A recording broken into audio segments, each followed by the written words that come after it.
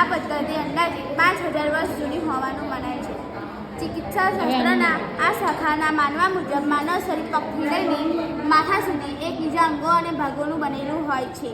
જે તે બધા ભાગો એકમેક સાથે સંકળાયેલ છે.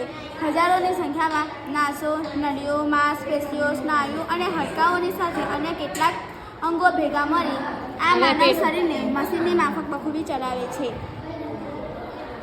આ પેટ દુખે ને ત્યારે આ ભાગ દબાવવાનો.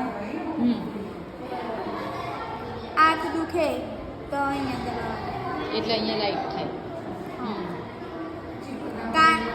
ગળું દુખે તો અહીંયા લાઈટ થાય, અહીં દબાવવાનું.